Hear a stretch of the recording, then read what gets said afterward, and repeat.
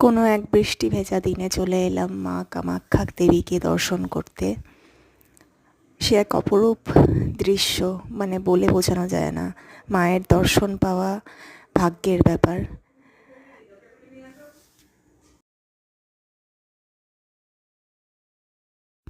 কথায় আছে, মা না টানলে দর্শন হয় না। মা সত্যি আমাদের টেনেছিলেন বলেই আমাদের এত ভালো দর্শন হয়েছে।